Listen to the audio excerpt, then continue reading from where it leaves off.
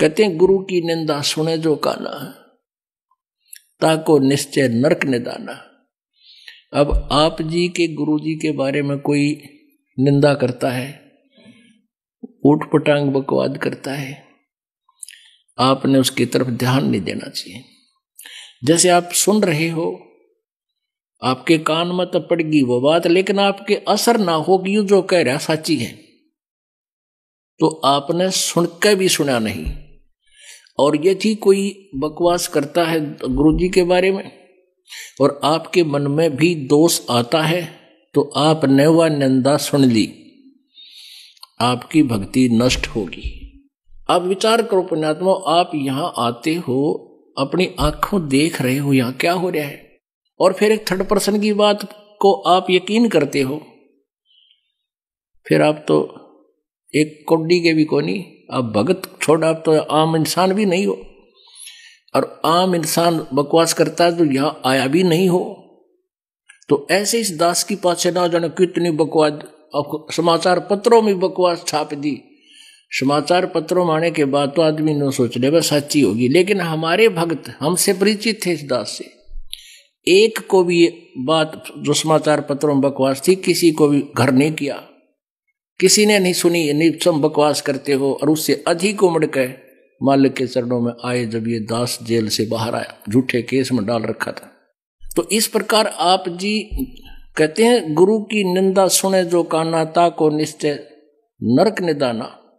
और अपने मुख निंदा जो करही, अपने मुख तो बकवाद कर दे तो शुक्र समान गर्भ में पड़ही। गुरु को तजे बजे जो आना, ता पशुआ को फोकट ज्ञाना। पुण्यात्माओं, इस दास से पहले ये पवित्र सदग्रंथ, पवित्र गीता जी, पवित्र पुराण, पवित्र वेद और पवित्र बाइबल, पवित्र कुरान आपके पास उपलब्ध थे। इस दास के ऊपर परमेश्वर कबीर जी की कृपा हुई, दिव्य दृष्टि खोली, मोतियाबिंद का ऑपरेशन किया, ज्ञान वाली अखियां दी। इस दास ने फिर सब सदग्रंथों का विश्लेषण यथार्थ रूप में किया। आज वो ज्ञान सीडी के माध्यम से बनाकर, पुस्तकों के माध्यम से बनाकर आप जी के पास प्रोड्यूस कर दिया, भेज दिया। अब इस ज्ञान को सुनकर और आप जी को कोई मेरा भक्त, दास का भगत समझाता है, तो नए भक्त को ऐसा लगता है कि ये तो भगवान उतराया, ओहो कितनी अच्छी बातें बता रहा है, कितना अच्छा गीता को समझा रहा है। और आपकी आस्था इस गुरु जी से हटकर, इस दास से हटकर उसमें होगी तो आपका नाम खंडित है, आप पति भरता पद से गिर गए। गुरु को तजे भजे जो आना, ता पशुआ को फोकट ज्ञाना। वो आपकी वो बता रहा है तो आपको ये पता होना चाहिए ज्ञान आया कहां से है, इस दास से प्राप्त हुआ है। इस दास को परमात्मा ने दिया, सदग्रंथों से मिला। दास अभिमान नहीं करता कि मेरा ज्ञान है, नहीं, ये तो सदग्रंथों में विद्यमान था, लेकिन इस दास के बिना यू बाहर नहीं आ सके था। ये परमात्मा की कृपा है।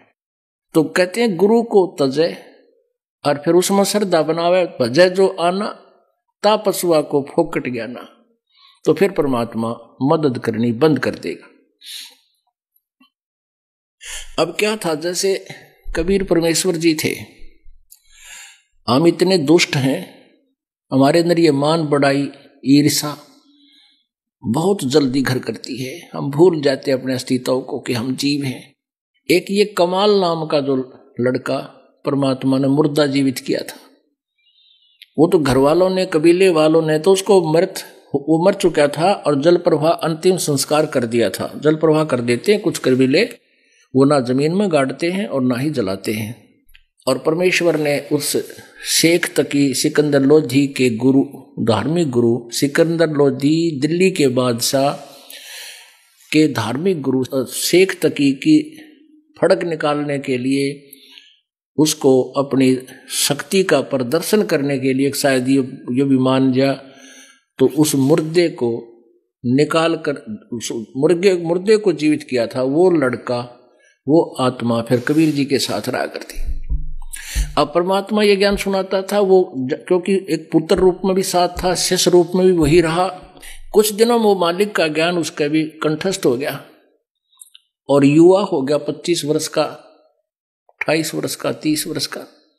तो वो संगत जो परमात्मा के शस्त्र थे लाखों की संख्या में, वो पर कुछ एक जो कर्महीन थे वो परमेश्वर को से हटकर उसको मैं तो देने लगे।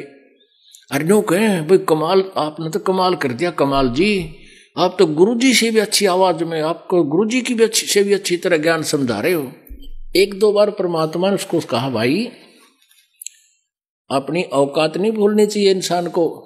बाईपास भी समझाया, सीधा भी धमका दिया एक आधी बार, भाई तू अपनी औकात ना भूल, कमाल मत ना बिगाड़े मेरे बच्चों को। इस बात से वो कमाल नाराज हो गया, गुरुजी मेरी बेइज्जती करे, छोड़ के गुरुजी को। और वो प्रशंसक शेष थे उनके गांव की तरफ जहां उनकी अधिकता थी वहां चला गया। वहां उन्होंने उसका एक आश्रम बना दिया। वो 1005 से उससे गुरुजी से हट गए, उनका नाश कराया उसने पहले तो, परमात्मा से विमुख किया।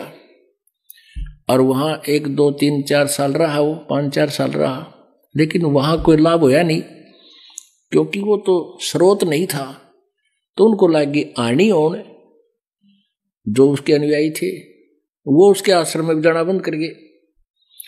अब उसने तगड़म बाजी सुनाई, सोची भाई ये तो क्या हो गया, भगत आते नहीं आश्रम में, डेरे में 5-4 चेले बना रहा था।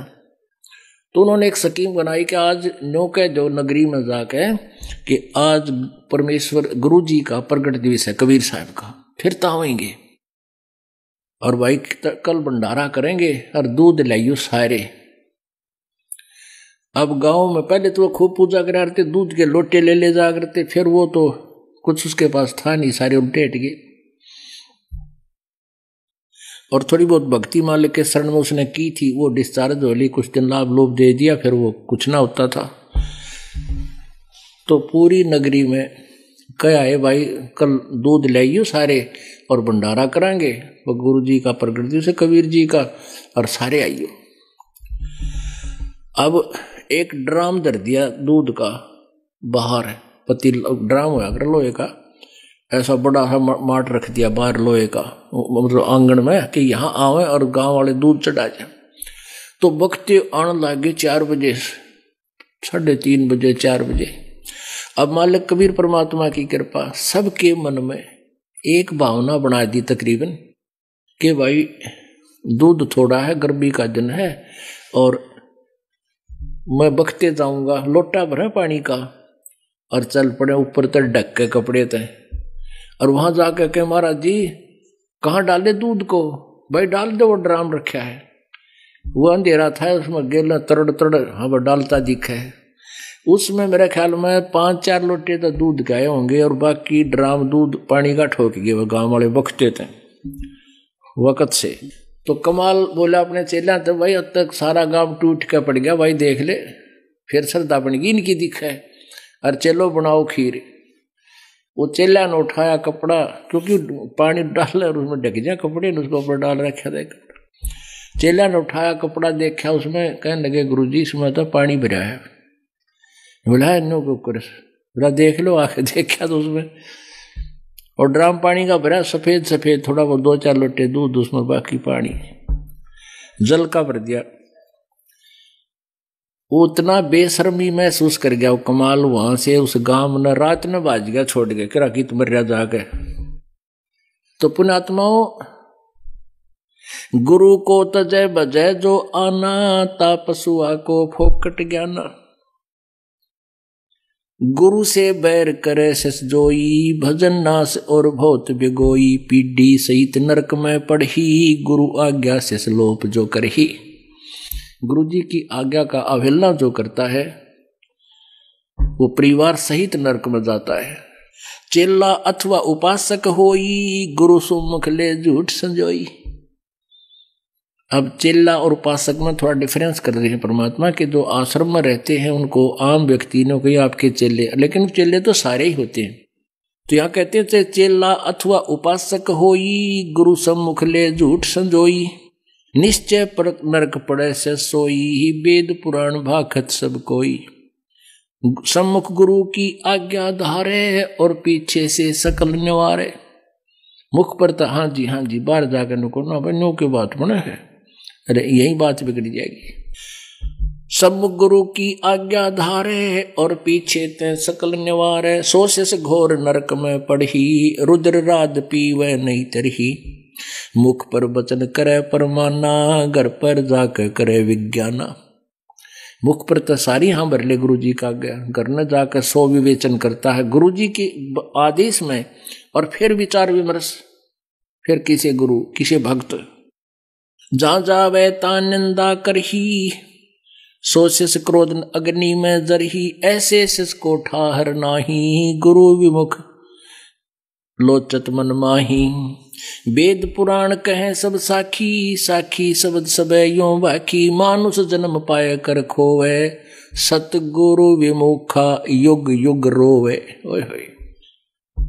अब जो गुरु जी से विमुख हो जाते हैं, गुरुद्रोही बन जाते हैं, निंदा करते हैं, क्योंकि गुरु से